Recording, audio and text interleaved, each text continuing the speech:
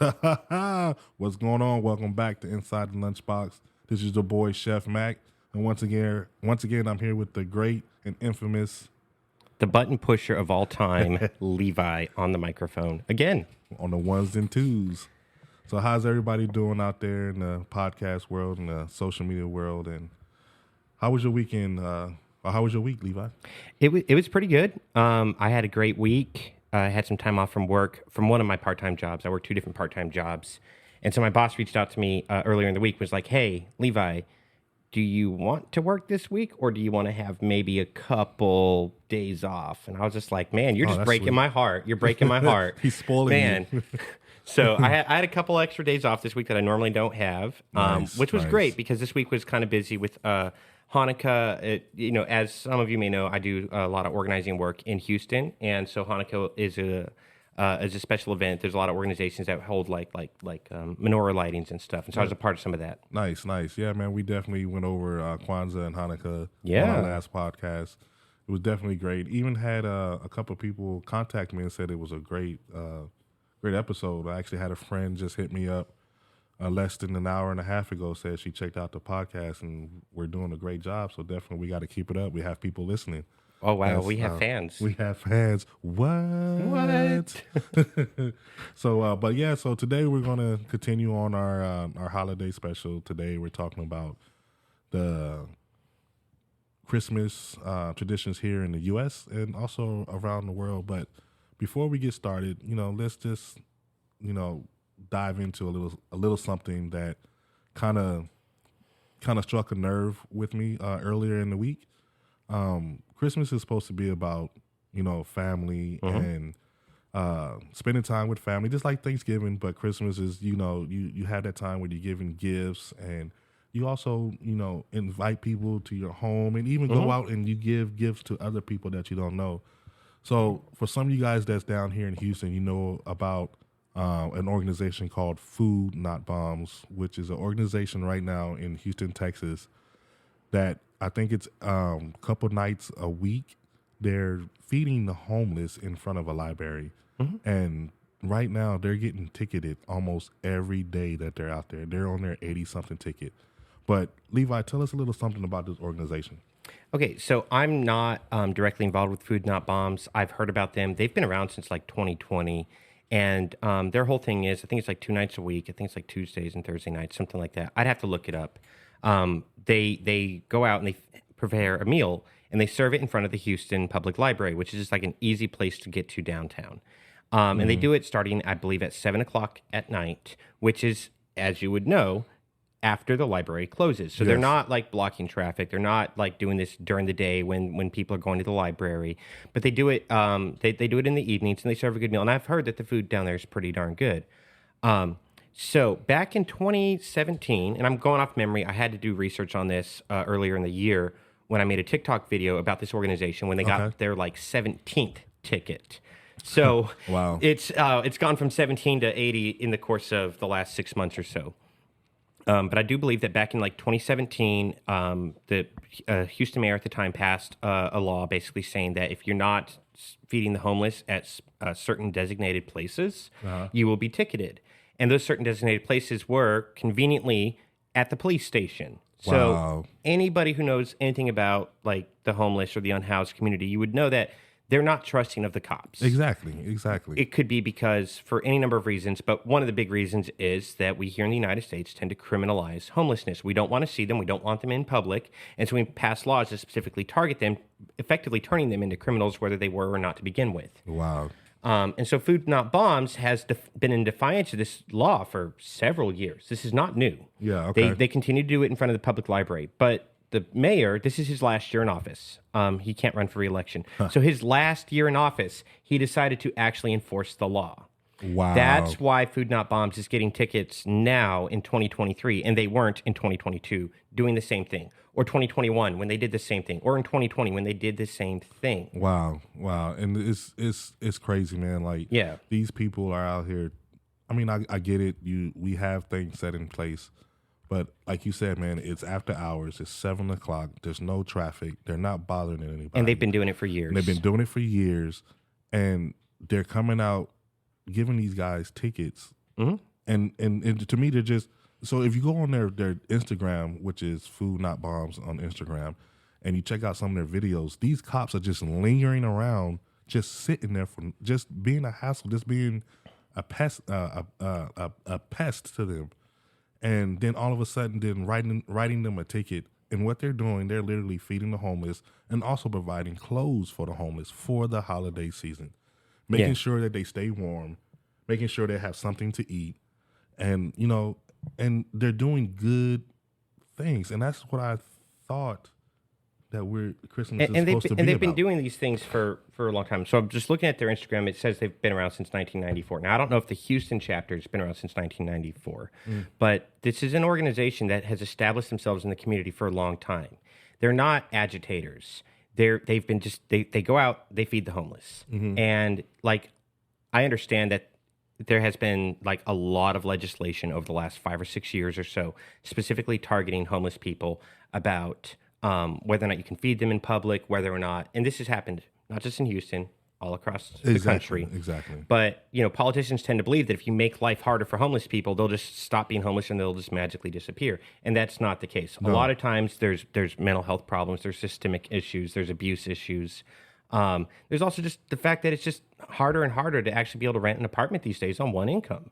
Which, something that's not exactly being addressed by this legislation just to make the homeless people disappear. So Food Not Bombs, they've been around for a long time. They've been doing this for a long time.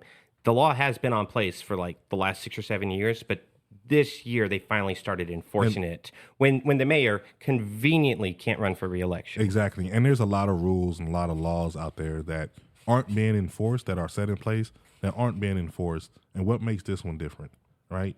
Why did all of a sudden they just, we're just going to enforce this law, but they have other laws out there that don't enforce. He can't be reelected. That's why. So I'm sitting here like, I'm just going to say this. Food Not Bombs, you guys are doing a great job. Yeah. I appreciate you. I thank you. Hopefully I could get down there, me and my counterpart, we could get down there with next week sometime. I hit you guys up on Instagram, and you guys accepted our offer to come down there and do like an interview with you guys. So hopefully sometime next week we could sit down and we could actually show the world more of what's going on down there. And like I said, hats off to you guys. Thank you so much. Continue doing the great work that you guys are doing, and don't stop. Keep going. And we wish you guys a Merry, Merry Christmas. And just keep doing what you're doing, man. Don't stop. There's nothing more Christmas than feeding the needy. Yeah, I mean, exactly. if you don't understand that, just go watch A Christmas Carol. There's literally a scene about homeless people living under a bridge, baking potatoes. Yep. Like, there's nothing more Christmas than taking care of our neighbors, and our neighbors include, homeless people. Yep. So with that being said, let's go into Christmas. All right. Let's talk about some food. Let's talk about some dessert. Let's talk about our experiences growing up as a kid, what we loved to do during Christmas, what our parents did to us that was funny that we didn't like. I have a couple of those stories, man. Dude, my speaking of that, man, my dad, he was infamous for taking, man. So for growing up in my household, if you looked at 10 or 15 big boxes, that's not what you actually got. Right. He would take the biggest box he could find. Oh, no. And wrap a piece of bubble gum inside that big box. No, but he would take it even a step further. He'll take like a whole bunch of newspapers, stuff it in there, and take a smaller box, put the smaller box inside the big box, put the big box inside the small box, wrap it up, put a whole bunch of newspaper and stuff in there, and put that box inside a big, at the time, TV looking box, and you think, oh man, I got a big gift. Oh, yeah. And then you open it up, bro. It's like that's the hippopotamus meme. You know about the hippopotamus meme? No, so there's this song. It's like, I want a hippopotamus for Christmas. Yeah. So when I was a kid, one of the other kids in my church did that skit during the Christmas special service, and he started with a big box, and he would like open that big box and find a smaller box. Yeah. And it's small. Yeah. Okay. And it gets all the way down to the end, and it's like a Snickers bar. Yeah, Snick, man. And the whole time he's doing this, the song is playing, I want a hippopotamus for Christmas. Okay. Hippopotamus. Yeah. Yeah. I've never So seen that. I've always, whenever that trick about like bigger boxes to smaller boxes, I've always personally called that the hippopotamus meme. Oh wow, man! That, and it used to drive me crazy. But I ain't gonna lie, man. My dad tried his hardest, and my mom, not just my Yeah. dad, my mom and my dad tried their hardest to get us what we wanted for Christmas. Yeah. And I could tell you, I was never disappointed. My mom and dad definitely made Christmas special. One thing that agitated my dad was a couple things. We'll start with this one. He always had to have a real Christmas tree. Right. No such thing. No such There's thing no as such thing as a fake Christmas don't get tree. No fake Christmas tree. That is around- sacrilegious. No, Jesus no. Christ. Every time you put up that plastic Christmas tree, No. support tree farms. Yeah, but now my mom has talked to him. I think my mom has something to do with it. Talked him into getting a fake Christmas tree. So now he has a fake they Christmas are a lot tree. less work. You know, but growing up, man, we used to have needles everywhere. Oh, we yeah. had to water the, put water inside the base. With We go out- like the aspirin, you had to put like an aspirin there to help the tree out. Yeah. And so we would decorate the Christmas tree, and one thing that he hated was get the candy canes and put it on the tree. And me and my sister used to go and sneak the candy canes off the tree. And I swear, man, this guy would notice the candy cane missing from 100 feet, 100 yards away. Like somebody took a candy cane. So we started getting smart, man. We start taking it from the back. From the back of the tree? Yeah. From the back of the tree. And then when we realized that, oh, crap, dude, we can't move any more candy canes. Like, what are we going to do? We'll start turning the Christmas tree a little bit, Yeah. just, but he would still notice it. So to this day, My we mom still- used to do something like that. She would like literally count all the ornaments on the tree, and she knew exactly. And so like, if you were roughhousing when mom and dad weren't home, and Yeah. you bumped the tree and like some ornaments fell off, and you put it Yeah. back on the tree real quick, she knew. Yep, She knew. And we'll start off with 100 candy canes before Christmas. On Christmas Day, to be 3 on there. You know, I mean, how are you possibly going to put candy in front of children and then not expect them to steal it? But I've always, me personally, whenever I do put up a Christmas tree, which isn't every year because just it's an adult, you know, I live by Yeah. myself. So, but the years that I do it, I always still get a real Christmas tree because nothing beats that first smell in the house, Yeah. that sap smell. Yeah. Like it's great. Now I understand people like the fake trees. You buy it once and it lasts 10 years and you don't have the needles. You don't have to water it. You don't have the mess. But that's half a Christmas to me. But you know what I hate about the fake Christmas trees, though? What's that? Like, I purposely hate fake Christmas trees, and I would rather deal with the real Christmas tree. Is taking it out the box and spending 3.5 hours trying to fold those Little things, hook the, at a the time. little hook, and try to get your Christmas tree to be full. I can never get that. Yeah, my sister has a fake tree now, which again, she's sacrilegious. I'm like, how did you possibly grow up in the same house as me and end up with a fake Christmas tree? But anyways, I one year I was staying at her house during the holidays, and I saw her put the tree up, and I'm Yeah. just like, that is a lot of work. Yeah. But then, like the very next year, my buddy Randy and I, we went out. We were shopping for a Christmas tree, and, and I had to like spin the tree like 3 or 4 times to make Yeah. sure I got the good tree that has. I was like, you know what? I also do a lot of work picking out a Christmas tree every year because not all trees grow uniform, right? Yeah. And unless you're gonna buy one of those like German firs or whatever that like looks perfect, if you're Yeah. gonna buy an American pine, like you literally have to spend a lot of time looking at that tree to get the right one. American Pie, man, they need some help sometimes. They do. And then like when they get in your house and they get warm or whatever, like they just relax. And so like even if you put all the decorations on perfectly, Yeah. about halfway through December you have to readjust all, which again, yeah. that's yeah. just part of it. That's just part of it having a Christmas That's tree. part of it having. Yeah, that's true. That's true. If my sister hears this podcast, I did not mean it. Your fake tree is valid. Please don't cut me out of the will. Hey, but look, one thing I do like about the Christmas trees, those fake ones, is that if you have an idea, Yeah. you could color coordinate. They got pink Christmas trees, they got white Christmas trees, they got black Christmas trees. Then they got the fake green Christmas trees, which I don't understand that. But purple, and I get it. Like if you want to try to do some spectacular thing in your home and color coordinate your home, yeah, do the fake. I've Christmas seen tree. some people with like the fake white ones with like purple lights on the inside. Oh yeah, I mean, that's it's bomb. beautiful. It looks nice. Looks amazing. It looks So, nice. It looks really, really nice. So yeah, that's my dad and his Christmas tree, and sadly now he's down to a fake Christmas tree. But I get it. All those pines and The woke all over mob the takes house another and, one. But Dad, I just want to let you know, Dad. I know you're probably going to listen to this. I enjoyed every year going and get a Christmas tree with you.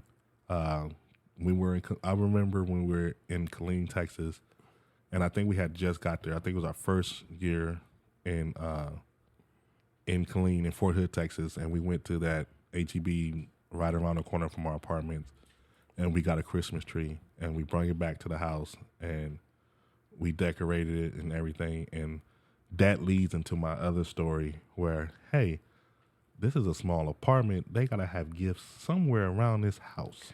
Oh, you didn't. So I'm looking. I'm tearing. Look, my mom and dad would be gone for 5 minutes. I'm looking for gifts. Dude, my mom was in a bathroom for like just a couple minutes, like just in the restroom. No, you know what? I went in the room real quick and I'm looking under the bed, and then I go back into the living room. And then one day, my mom stepped outside of the apartment complex, maybe for like 5 or 10 minutes, and I found a bike. Oh, wow. I found my bike inside the closet, and I was like, Doesn't that steal the joy of Christmas Day though? Hey, Like I still act happy on Christmas. I mean, okay. I mean, I don't know. First of all, my parents would probably kill me if I ever did something like that. But I didn't want to know. I liked the surprise on I was a Christmas bad morning. kid. Yeah, you know, my mom used to talk about like stories when she was a kid, where she would, when they were left home alone, they would like unwrap the presents, look at them, and then they would wrap them back perfectly. And that's why my mom to this day is a great gift wrapper. Yeah. Because of those skills she developed as a child. Yeah. You know, sneaking, you know, finding out what she was getting for Christmas. Yeah. Which I don't know. Maybe I was just not a devious child. I literally did not want to know Man, until look, Christmas morning. I was all over it, man. My mom and my parents was going for 5 minutes, bro. I was all over that house. That's wild. Look, but I could tell you they were good at hiding gifts. Okay, yeah. I could tell you that I only found out of my whole childhood, I was probably say I found maybe 3 or 4 of my gifts. So Santa Claus traditions. Listener warning. Anyways, how if Santa brought the gifts, how did you know to look for them in the apartment? FYI,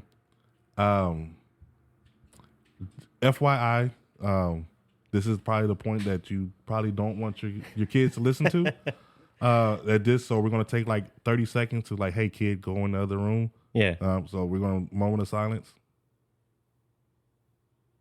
All right, fair warning, just let you guys know. I grew up not believing in Santa Claus. Oh, okay, yeah. And being in the church, Yeah.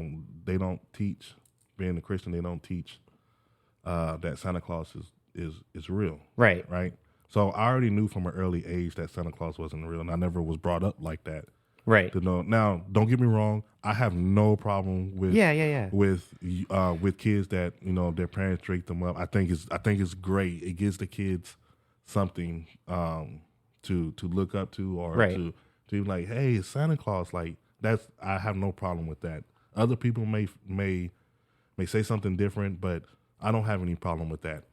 So I wasn't taught that Santa Claus was an actual real person either. He was more like an allegory for like goodness, and it was a tradition. Exactly. But so, like throughout the month of December, the number of presents under the tree would slowly grow as my parents would like buy more presents, because I had 4 siblings. So you know, if they got like every single kid 2 gifts each, you're talking 10, 12 presents under the tree. Yeah. Right. Yeah. So, but on Christmas morning, there was always unwrapped presents that they would put out on Christmas Eve. And those were supposedly the presents that Santa left. Oh, so if it was wrapped under the tree throughout the month of December, Santa didn't deliver those.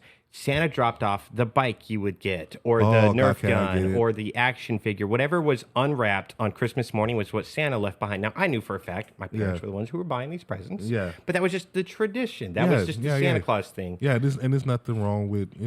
this is... Which is what I was expecting you to say when I asked that question. Would you just say like, well, Santa only brings like the few on Christmas Eve. Yeah. He doesn't deliver 10 gifts for every kid. It's just the 3 you find on Christmas morning unwrapped. Exactly. You know, and like I said, I had no problem with it. It's like Santa would put like all the candy in the stocking and leave us 1 present each under the tree. That's why like Christmas Eve you have the tree and all the empty stockings. Christmas morning the stockings are full and you have a few unwrapped presents, and that's what Santa's job. So to be honest with you, I think the time when I knew that Santa Claus wasn't real, was when I remember this, but I don't know if it was during the time that I remember if Santa Claus was real or not. But I remember asking the teacher. I would think I was in Colorado Springs. I was maybe in the 2nd grade, and I remember 3rd grade. I remember asking the teacher, "There is no way Santa Claus could go to every house in a day, no matter how much magic he has. There's no way that he could do that." Well, I mean, he only drops off presents for the good kids. Right. And so then that was her answer, like, well, if you're on a naughty list, you won't get anything. Well, that's interesting. because I know kids on the naughty list that still got toys. Well, yeah, that's because their parents bought it. Exactly. I mean, I exactly. as someone who grew up who never Exactly. who never believed in Santa Claus, Exactly. like 100% believed in him, Yeah. I will defend the Santa legend. Hey, Santa Claus. Hey, Santa Claus is my homeboy. I have no problems, and I'll sit up here and I will watch a Christmas story, Christmas movie. Oh, yeah. With Santa Claus. Matter of fact, my favorite new cartoon. I mean, not my favorite new Christmas movie is the Christmas Chronicles with what's his name? Russell Jack. I can't remember the guy's name. It's on Netflix where Santa Claus actually comes down and he actually steals a Dodge Charger and drives it crazy in the city of New York City. Wow. Like, he steals the car and just going out all out crazy, right? Yeah. But I mean, as a kid, Tim Allen's The Santa Claus was just an absolute classic. yeah. I loved that movie. And again, if you watch that movie, there's wrapped presents under the tree that he doesn't leave. He leaves a bunch of unwrapped presents on unwrapped. Christmas Eve. You can't tell me Santa's not real. Because that's what happened in my house. there you go. Santa Claus is real. We're going to keep it just like that. Santa All right, Claus so is real. we're now that we're like 20 minutes in, Christmas food. Food.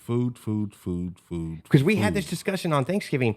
What is the substantial difference between like a Thanksgiving meal and a Christmas meal? They're very similar, are they not? They're very similar. I don't know that there is a difference in the meals. I could say this, that a lot of oh God, I shouldn't say this. This is right up Levi's alley.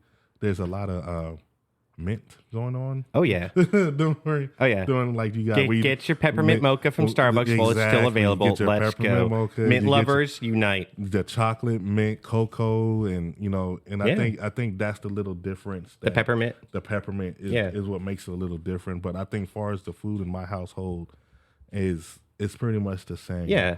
I don't see anything now for New Year's. We kind of do like the black eyed peas. Okay, yeah. For New Year's, like New Year's resolution or whatever. But for Christmas, man, we still do. Oh, you know what? We don't do turkey for Christmas. Oh, tell me. Yeah, we don't do turkey. We do other meats besides turkey. Okay. Some people do turkey, but we really don't do the turkey for Christmas. I grew up like as a little kid, we had the turkey for Christmas, but then throughout the years, we stopped doing that and we started having other meats as well. Okay. Like as my dad got better off financially, we would start doing like steak on Christmas because my dad loves to cook steak. And he's pretty good at cooking steak. So that was something, so like Christmas morning, we always had like snacks and we had like hors d'oeuvres and stuff like that.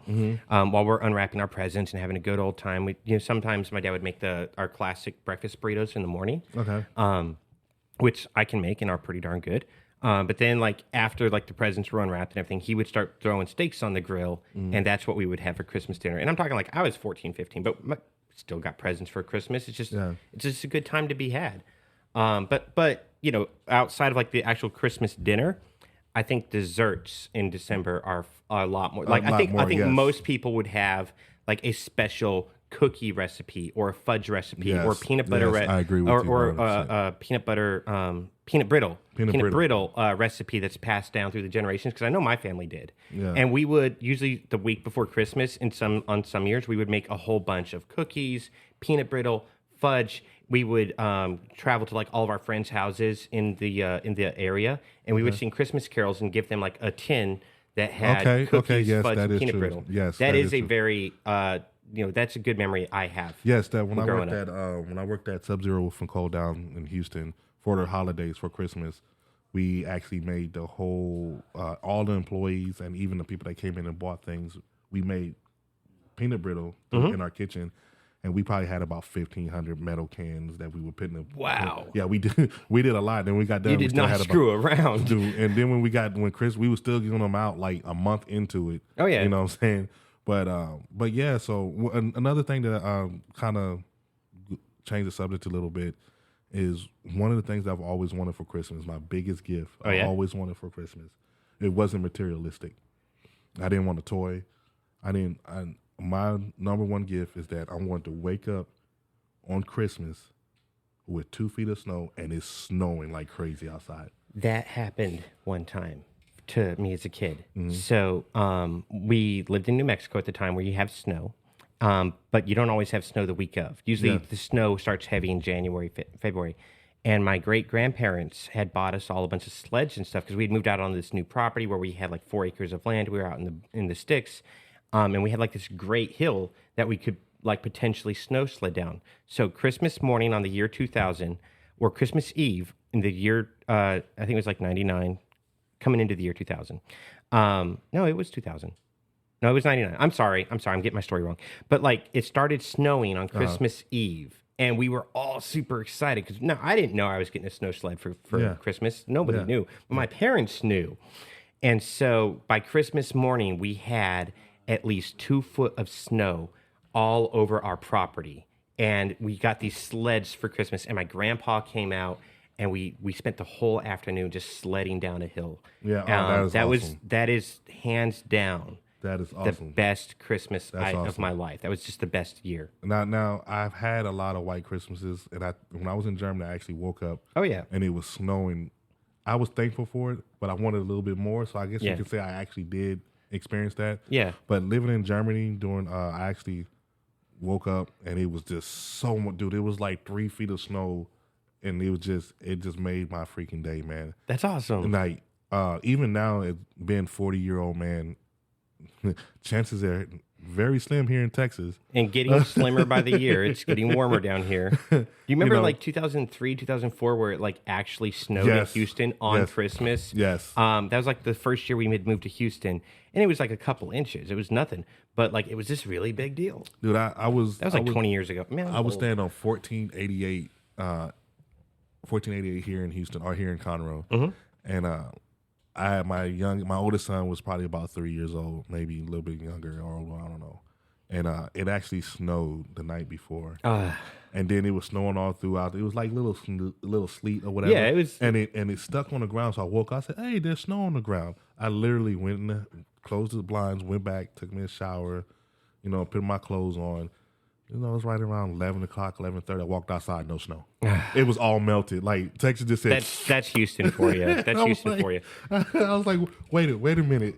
3 hours ago it was just snow on the ground. Yeah. What happened to it? So Texas, we Texas, come on, man. We need a one good solid Christmas snow this year. And we're not talking a big freeze like what happened in 2021. Exactly. Like we're not talking about weeks after Christmas. Land that shit on the 25th of December. Let's go. Let's go. Christmas. I'm predicting the weather. You know what's so just like as we're getting near the end here, you know what's like this is called Inside the Lunchbox. We haven't actually talked about food that goes in the lunchbox yet. I want to change that real quick. Okay, let's go. The best part of Thanksgiving and Christmas turkeys, the absolute best part is the week after where you have all the leftover turkey and you put it on on bread and you eat that stuff for lunch. Oh, dude, yes. That is the best part. Yes. Is the handmade turkey sandwiches the week after. Dude, give me some And that's actually inside the turkey lunchbox. and some cheddar, like and like put it in the oven and let like a turkey melt. Oh, yeah, geez. and put like a heavy dosage of mayonnaise on both sides of the bread with the turkey. You lost me on the Well, mayonnaise. I'm white, so Yeah, anyways. Have you ever seen Undercover Brother? You see Undercover Brother? We need to watch I that. may have years ago, but yes, like you take that dark meat turkey and you put a little bit of mayonnaise on some bread and you put that with some cheese. Yeah. Oh, it's good. That's a great lunch. That's a great mayonnaise, lunch. Mayonnaise is like black people kryptonite. Like, Yeah. Well. now Miracle Whip is different. Oh, come on! I don't like Miracle Whip too much neither. But here's the thing: I'm not a big mayo fan. Okay. But I like making aiolis, and aioli is a mayo based sauce. Okay. But I take a chipotle lime aioli or a cilantro lime aioli. Those both sound great. I'm from New Mexico, where that is normal food. Yeah. So the aiolis, I'm all for it, but for some reason, and here's the I'm thing. just talking about like a 14-year-old like sneaking out some turkey out of the fridge after Christmas, putting a little bit of mayonnaise on 2 slices of bread and eating that for lunch. Yeah, Yes. like that was just those were just the best times. But here's I'm not a something- big mayonnaise eater myself. Since we're speaking of mayonnaise, real quick before we go, I'll give you 2 facts about mayonnaise.